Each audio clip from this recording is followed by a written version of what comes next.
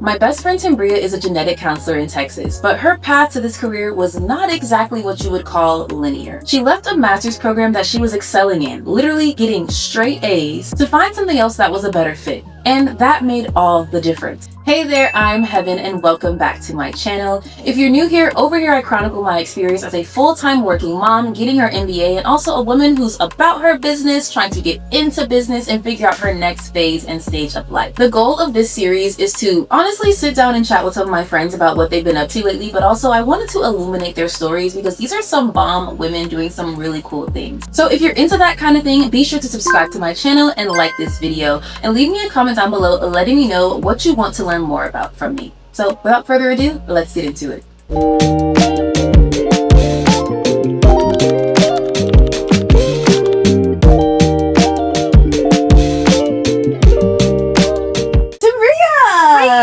my gosh. Okay, where are we? We are in my apartment in Texas. Oh my gosh, No, I've never been to Texas. Well, I came when I was in middle school for a cheer competition, but that don't really count because all I did was cheer competition. So I'm so excited to be here with Timbria.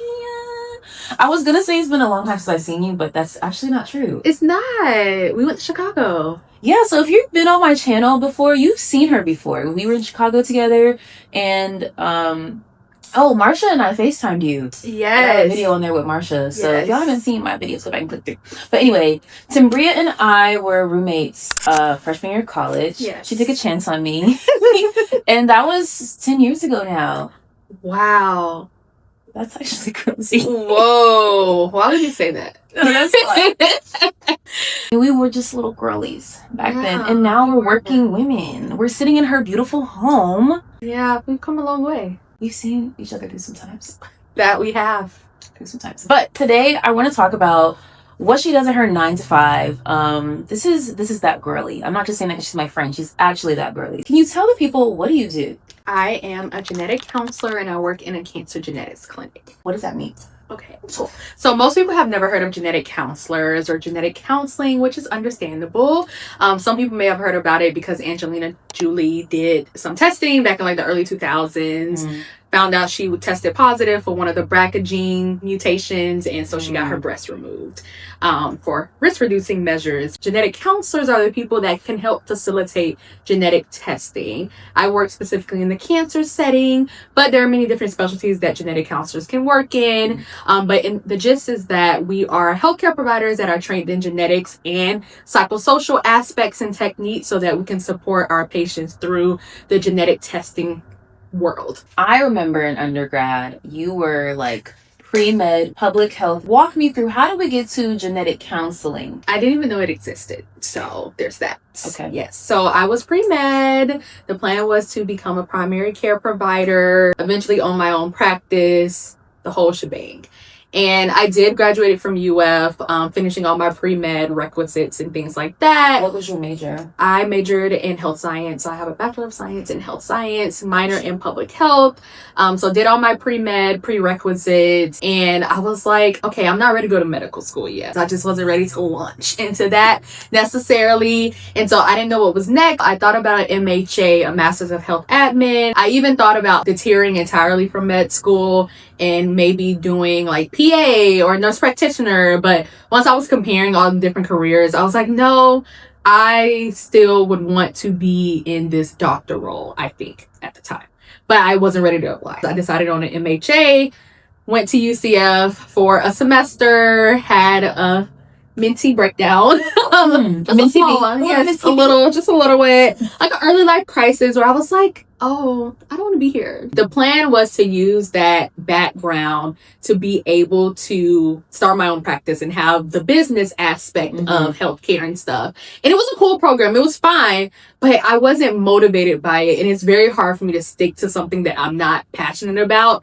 And so I was like, okay, let me just start studying for the MCAT instead. Let me consider dropping out of school, which was insane, and started studying for the MCAT. Let me try volunteering for a health practice or something like that, just to get like me motivated again about medicine. And so I did. I volunteered at a family medicine practice, and I was able to like take vital signs and things like that, and that was cool. But I was like, dang, I don't like touching patients, so Like, it hit me. I was Wait, like, what do you mean you don't like touching patients? Like, I don't want to like draw their blood. I don't want to like take their blood interesting. pressure. I don't That's like want a to. key part of it. Yeah, I didn't want to do anything. What I like to do was talk to them. Like, I love talking to them, Okay. getting to know them and stuff like that. Why are they coming in? Like, getting all the information that the doctor needed. So that was cool. And I started studying for the MCAT like a month. I was like a month in, and I was like, I don't want to do this either.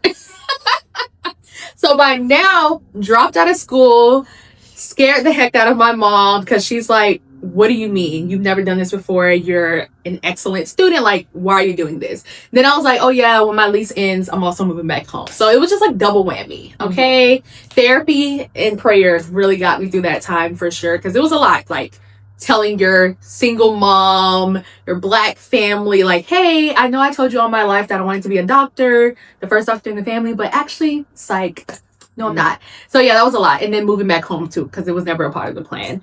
But during that process, I started working for the State Department, helping with like pandemic related benefits. This was in 2020. Yes, it was in 2021. Found a job working remote. Was able to pay the rest of my lease. I actually was able to pay off my car during that time too. So I remember that. Yeah. So it was a like stressful time, but it was a lot of growth, and I was really happy that I was able to do it. So during that time, I think I maybe started doing like some late night rabbit hole searching, just like what are some other things? Because I was starting to feel like, okay, I don't want to go to med school. Like when I said, I don't really want to do this, it was just like I didn't have the motivation to study. It wasn't that I was not going to go to apply to med school. I just needed a break. Okay. And so then I started like looking at other stuff, and I was like, dang, I don't think I want to go to medical school at all. What's next? Like, I knew I wanted to work with patients, but where could I work with patients and not touch them? So what came to mind was maybe therapists. So yes, I thought about that, but then I was like, I kind of will miss the science. I needed something that could tie all of this in together, and I didn't think it existed. So you wanted to do science. Yes. You wanted to talk to people. Yes. You did not want to touch them. Hands-on touching patients. Correct. And also, I think just to put into perspective for people watching this video who don't know you, just really quickly, the kind of student that Timbria is, weren't you the valedictorian? I was a salutatorian. No. She was allegedly a salutatorian, but she was really her high school valedictorian. Didn't you have a full ride to UF? I did. She had a full ride to UF. Not from UF, but like a mix of different scholarships. Okay, she went to undergrad very much for free. I did. Did you graduate magna cum laude? Or similar? Was I? I think magna. Okay, definitely magna cum laude. But yeah, all of this is to say, like, very much stellar student, very much, there were many days freshman year where I was trying to go to bed or trying to nap before I was going out, and she had this bright light on in the room, and I could not go to sleep because she was over there studying. Okay. So all of this is to say, Timbria has always been extremely academically inclined, and typically I feel like when we hear of stories of people dropping out or like, you know, pulling out of, I don't like the word dropping out, that feels like a negative connotation, but yeah, but stopping their education is typically because they're not doing well, and that was not the case here. It wasn't, which it was hard because it was like, okay, do I just continue this master's and then get it and then do anything next? But then I was like, I felt like I would be wasting time. So I was like, I will suffer for what? And it was really then that I was like, oh, I gotta talk to somebody about this. I was depressed. Like, I was crying like every day. Like, my boyfriend at the time, one of my good friends, like, they knew I was like sick and tired, depressed, trying to just get through the end of the semester while having all this weigh on me. And that was the first time I was to reach out to a therapist because I was like, something got to give, okay? And I think the good Lord empowers therapists in these times. And I had a really good therapist, and she really helped me, you know, give myself grace and understand that this was not me failing. You know, like, I am choosing this. I didn't fail out of school, and at the end of the day, my family's not going to school for me, so they don't get a say. They're not doing the work. They're not staying up. They're not studying. Correct. And so that really helped me, and it really helped me feel empowered to talk to my mom about it because I was really scared that I was going to disappoint her. And she was confused, but my mom is always supportive of me. Yeah. She just was confused and very caught off guard, but she was fine in the end, and she was just worried that I wasn't going to go back to school, like that I would plateau. And I was like, best believe I need more money, so no worries about that. So anyways, all I got to say is eventually one day on my rabbit hole searching, genetic counseling came up. And I was like, oh, I've never heard of this. I like genetics in high school. I didn't take it in college because it's not a pre-med prereq. But I was like, oh, this sounds cool. What is like the counseling part or whatever? And so I looked into it. It sounded interesting. I was like, okay, you can combine science and counseling. That's dope. And then I just started cold emailing people. And there was this one genetic counselor at the University of Miami, and she was like, I usually don't respond to these because I don't have time, but like something about your email just stood out to me. So hey, let's meet. And so we did a Zoom call, and she was like, you know, I feel like you're going to be a genetic counselor. I was still learning about the profession, but she was like, you're going to do it. It's going to be good for you. And I had that conversation with many genetic counselors after that. Eventually talked to a Black genetic counselor, and everyone just said the same thing. Like, I love my job. I love what I do. And that was really cool because I had talked to many doctors, nurses, therapists, just like people in different professions. And you know, some people loved their job and some people didn't. Yeah. This was really nice that people across specialties, different like levels of experience, they all said the same thing. Like, I love what I do. I love what I get to do for patients. And that was really like the driving point for me. So you meet these people, you start networking, reaching out, having conversations. So then how do you get from there to being a genetic counselor? Did you need additional education, or did you just start applying for jobs? Good question. So I was working for the State Department, and it was an interesting time, but as you can imagine, during the pandemic, it was rough. People were losing their jobs. I was talking to like 100 people per day. Like, it was a very stressful job. And I was like, oh, I gotta get out of here. I just didn't know what was next for me. And so what I ended up doing is I knew I needed genetics to be able to even consider applying to genetic counseling school. So I signed up for an online genetics program class through USF. I remember that because you weren't telling us what it was. Yeah. It was a secret. She was taking this secret class. But like, I also knew at the time that you were kind of like trying to figure things out. And like, I'm very much a tell me your business. But I'm like, I'm not going to push her on it. It's a tough time. She took this secret class. I did. That was my first time paying out of pocket for a class. And I was like, oh, I'm serious about this, huh? It's very serious. It's very serious. So anyway, so I took the class and I was like, oh, this is cool. Like, I liked it in high school, but it was nice going a little deeper and whatnot. And then during some point during the class, I was like, okay, I think I like it. Like, I like it enough to like push myself more along the journey. And so what I did was start looking at genetic counseling assistant positions. They're very competitive, extremely competitive. So I was getting denied left and right. I did make it to maybe a final round of one place, but it didn't go to me.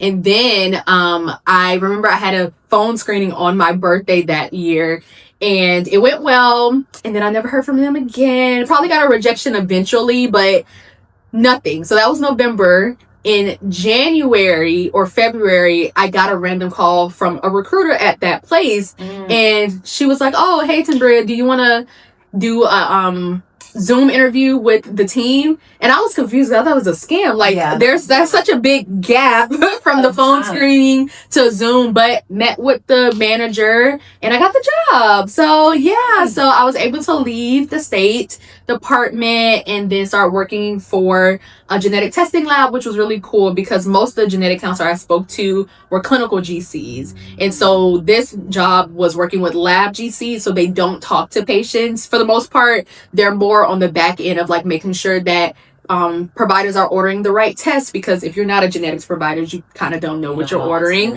So they make sure that they order the right tests, make sure that the test even makes sense for the patient case, things like that. And so as a GCA, what I did was help move the testing along. Like if there was any information like missing. Project management. Yeah, sure. Like issue management, actually. I was on the issue management team. So like I would have to reach out to providers if like demographic information was wrong or we were missing clinical information, like that type of stuff. And I got a lot of instant gratification from that. And it was also just like nice seeing, okay, this one degree can give you access to different specialties, but also different like areas to work in, like clinic versus non-clinic. People work in public health, people work in education. Like there's so many different things that you And can you do. could also go back and work for companies like the one you were working for. Yeah, So people there's work in options. sales and things like that. And so that was really nice. And during that process, it was really cool since everybody knew about genetic counseling. They were very supportive of being on your journey. And so I had asked my manager, like, hey, would you write me a letter of rec when it's time for me to apply? He was like, yeah, of course. And so, yeah, that was really it for getting, like, for sure that genetic counseling was for me. The other things I did during that time was, like, join, like, prospective genetic counseling groups like Golden is specifically for Black prospective GC students. So that was really cool because I didn't know anyone who was interested in this, like no one at all, which is funny because UF had a cancer genetic counseling department. Never knew that. Didn't know that at the Didn't time. know that. So yeah, and especially not the Black people. So Golden was really instrumental to me. I started looking at like YouTubers who were genetic counselors, things like that. Yeah. And then some GCs would offer for me to do like phone shadowing or Zoom shadowing. So that's really what I filled my time up with. And so yeah, it was a really good time. And I applied to 8 programs. It's a match system. So similar to like match for residencies for doctors, matching into their residency programs. We did a match system. You apply. If you get an interview invite, then you interview and then you submit your ranks and then the school submit their ranks and then they match you. If you match, it's very competitive. Only 25% of applicants match into a program. And most people do not get an interview to every program that they apply to, but I actually did, thankfully. Small flex. Thanks the Lord. No, like honestly, I really didn't imagine doing that. And it was nice because working as a GCA, they were very understanding, like, hey, I need this time off. Can I flex my schedule? So that was nice. So yes, lengthy process, but applied, interviewed, matched, and then went to BU for my master's program. And did you get a scholarship? I did get a scholarship, yes. So how much? So it's, I guess you can call it a full ride because okay. So it was full tuition and fees, and then also a living stipend. But Boston is expensive, so yeah. But it's nothing to sneeze at. Of course not. Of course not. I would not have went to BU without it. I went to Boston University. So yes, very expensive. But that's another thing. Like through networking, I met people that graduated from BU. They talked about how nice it was and how they really felt like the faculty treated them holistically and not just as a student, like just as a person. And that was really important to me. And finding out that they had this scholarship, they were a part of this fellowship program of 5 GC programs where they give 2 students per year at each of the 5 programs a full ride for the most part. And you participate in this fellowship, and it's for minority GC students. So yeah, that's what made me apply. My friend is really not giving herself, she's not big upping herself enough. Okay. But we're going to talk a little bit about some of the things you did while you were at Boston University. We can talk about your research. We can talk about you founding an organization.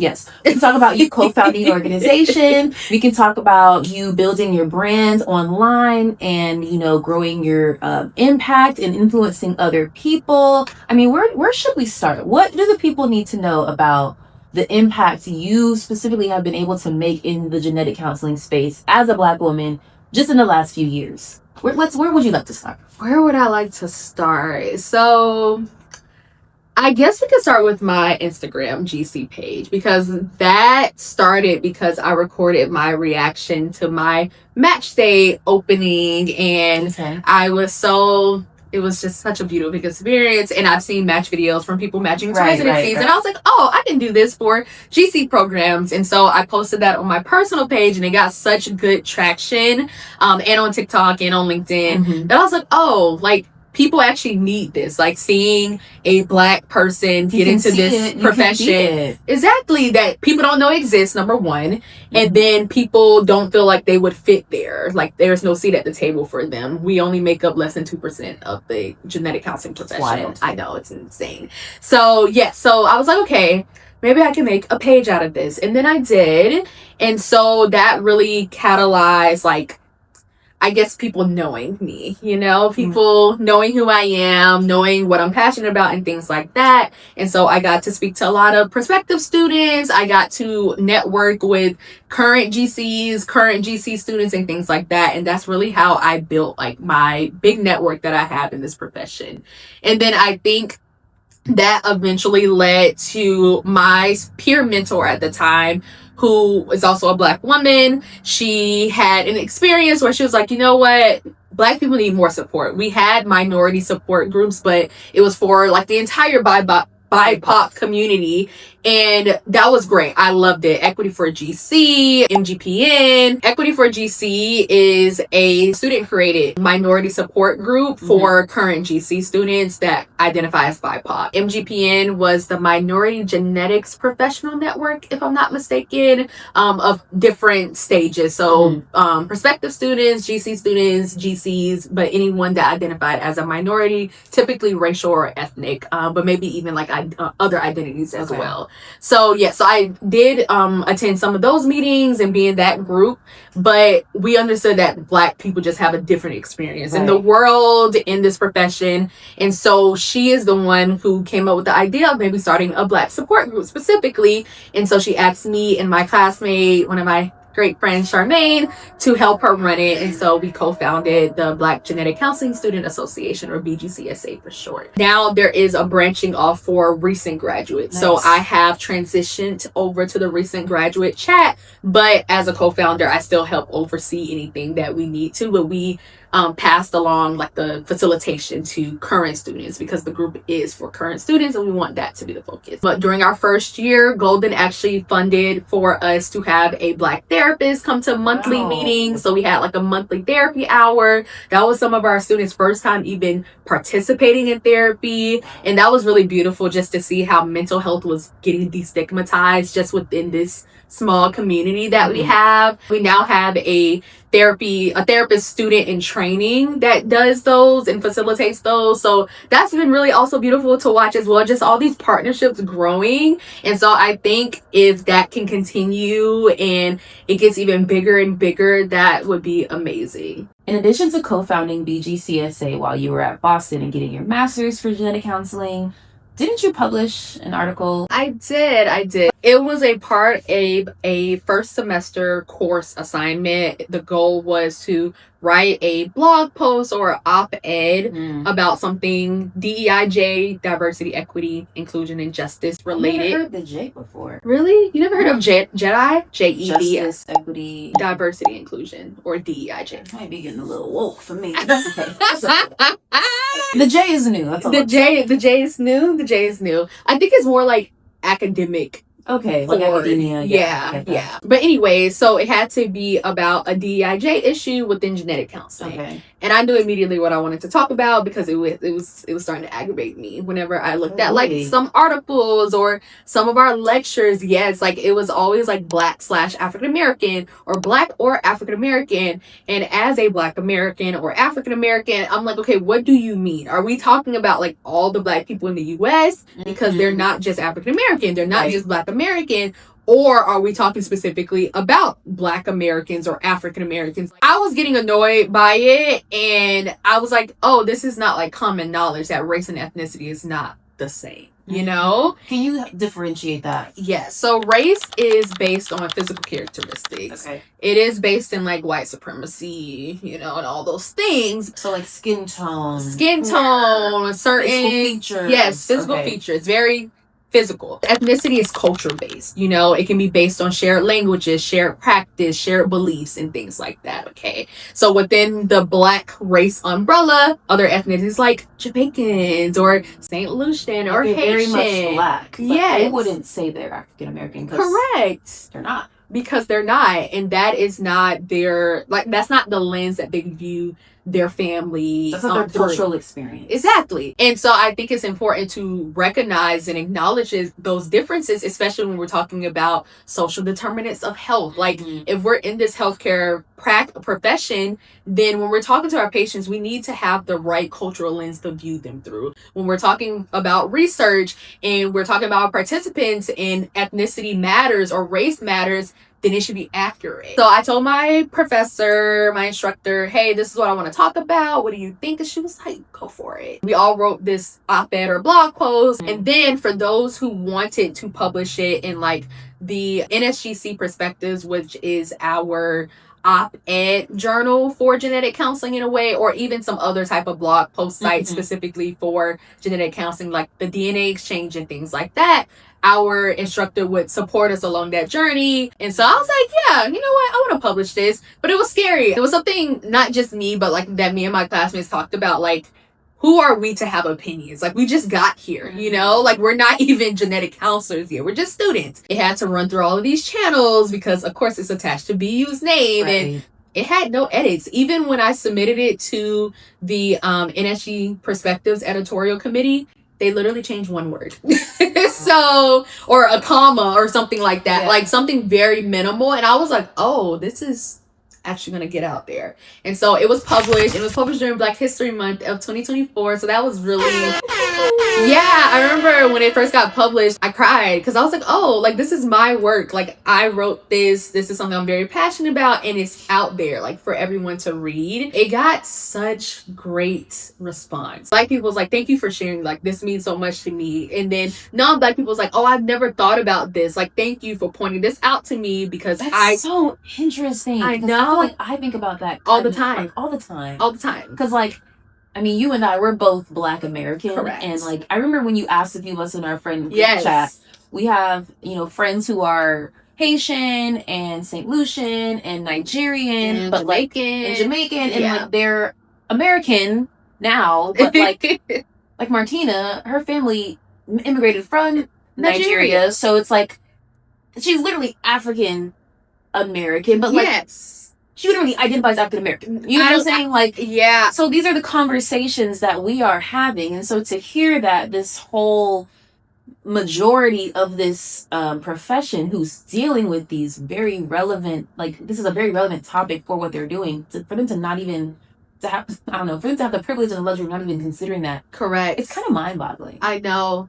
And the thing about it is, like, obviously the profession has smart people, so right. I don't think it's a matter of them not. It's not malice. Oh no, like that. I don't think it's a matter of them not knowing the difference between race and ethnicity. I just think African American was once the politically correct way to say Black people, and they don't know that we don't do that anymore. Like, there's quite literally no need to do that. When we're talking to our students about DIJ issues, like, you don't just have African American students in your class. You know, this stuff also matters when you're conceptualizing these conversations as well. When we're talking to our patients, great reception. It eventually even made it to some programs like required reading lists for some courses. And it was the top read article of the year. And this past year, so 2025, it actually made it into their Mosaics collection that they come out annually of the top performing articles. Some of them are chosen by the editorial committee. Some of them are reader's choice. Some of them are like basic, like popular choice on the website and things like that. And mine were like all three. So that's great. I know. Like, the fact that I wrote that in like November or December 2023. It was published in February 2024. And then it just got another round of hype like at the end of 2025. Like, it's insane. And people still reach out to me, be like, hey, I just had to read your article for class or something like that. And that was, it was something. I was like, oh, maybe I am that girl. Like, you know, don't don't like in the humblest way. I was just like, oh, like, I don't have to hide how passionate I am about my community. No. So what's your next article going to be about? Yeah, good question. You've asked me this before. Don't know. We gotta work on this. We'll talk about this offline. Yes, we are. Start a doc. Okay, my next thing is to work on publishing my actual research from my master's program. We've walked through your whole journey, how you went from undergrad to, you know, pivoting into this career and how you got here. Now that you're in the career and you've been here for, you know, you've been in your job for like 6-ish months now. Yeah. Let's talk about, what do you actually do day to day? My job is clinical based. So my biggest role, of course, is seeing patients. So on a day-to-day basis, I have up to 6 patients for the most part. Some days, some clinics, you can have 7. For the most part, our max is 6. So 18 patients a week, 6 patients a day. We do 3 clinic days a week. So I have my patients and they're booked a month or so in advance, typically, unless it's a stat patient, which is a patient typically that is diagnosed with cancer and the results could possibly change their treatment management. So those can be last minute add-ons, like the day of, day before, things like that. But typically, you know your patients within a reasonable amount of time. So in the morning, I start and I prep all my patients, meaning I go through their medical record, I see why they were referred or why they're self-referring. I dig throughout their medical record to see like what is their family history, any other personal history of cancer, things like that. And then I think about what testing options I will recommend to them based on their insurance coverage, based on if they're meeting national criteria for genetic testing, because that impacts insurance coverage.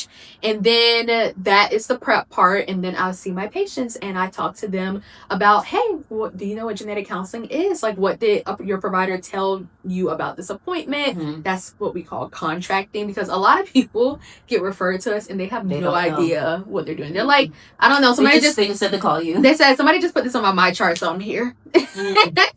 And so the bulk of my patients are mainly family history of cancer. So they do not have cancer themselves. And so our conversations are more about preventative things, like this testing could possibly allow you to reduce your risk of developing some certain cancers and tumors and change your screening management plans. But some of my patients, maybe the next majority, are patients who are actively undergoing cancer treatment. And so again, results could maybe change their treatment plans. Like for instance, if there is a person with breast cancer and it's a contained breast cancer, not invasive, maybe Like they're it's benign? no. So Oh. a cancer is already like cancer is malignant. Okay, I'm sorry. No, you're I don't know anything. No, that's okay. So a tumor can be benign, like you said, which is not cancerous. Not cancer. Correct. Versus malignant, which is cancer. Okay. So, but there are breast cancers that are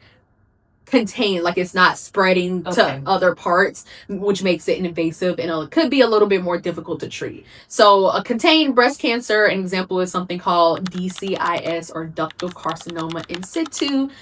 It doesn't matter. But my point is, let's say that it is able to be treated just by removing the tumor. Like you don't really have to do any extensive surgery. Extensive surgery could be like removing the breast entirely, needing radiation, chemo, like things like that. Okay. So if a person comes to us and they meet criteria for testing, meaning an example is being 50 and below when they were diagnosed, if treatment can be impacted, that may mean that they tested positive for something like a mutation or a harmful change in your DNA that impacts like a gene like BRCA1 or BRCA1 or 2, right?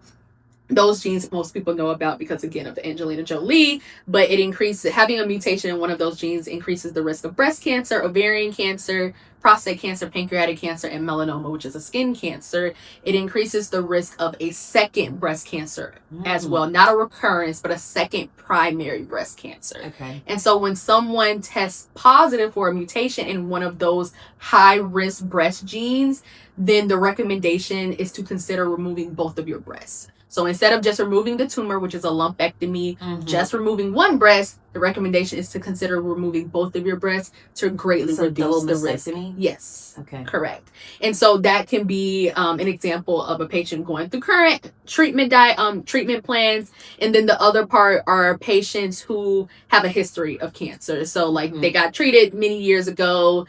Maybe they didn't know about genetic testing and somebody put it on their radar and they're like, oh, let me find out if maybe there was a hereditary explanation as to why I got this cancer and things like that. You talked earlier about how you landed in this career and some of the interests that you have. I want you to talk to me a little bit, and for the people watching, explain a little bit, maybe some of the traits that would lend themselves to not be for this role, or maybe say like, how would you know this is not for you? Because what you just described to me, that sounds very heavy, like dealing with those results and like having to deliver that to someone, even though you're not a physician, like you're still dealing with very sensitive information. It is. And sensitive decisions that people have to make. Yeah. So how can people kind of suss out whether they would be good for this or not? So one thing is that having this degree allows you, and your certification, of course, allows you to do so much. It's actually kind of hard to say who would not be good for this because you can take this degree and work in different specialties: cardio, neuro. The big three, as we call it, is prenatal, general or adult genetics, or pediatrics is kind of all like the same thing, and then cancer. Those are the big three. And then there are other specialties like cardio, neuro, optometry, and stuff like that, as well. You can work cross specialties, so you don't have to get just in this heavy cancer specific role. You can not see patient. You can work on the report. Industry? Yes, industry. You can work on the report writing. So like when I order a genetic test, somebody has to write the report that gets to me. So you can work on that side. You ain't talking to patients at all. You know, you're working with the data. You can work in the interpretation of results. Like there's so much to do. So I really think the biggest thing where this would not be for you if you are not a lifelong learner.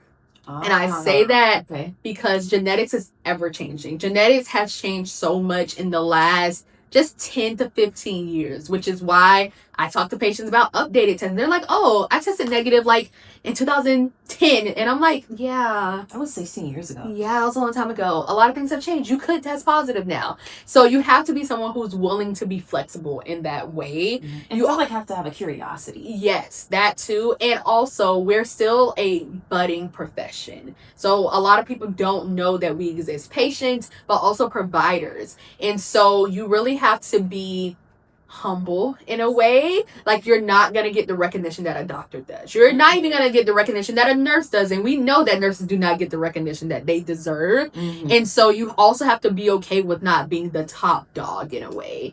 And yeah, I think those are the primary two. And then, also if you don't care about people, like if you're, if you don't have empathy, if you are not someone who values like high quality patient care, regardless if you're seeing patients or not, like this is not for you.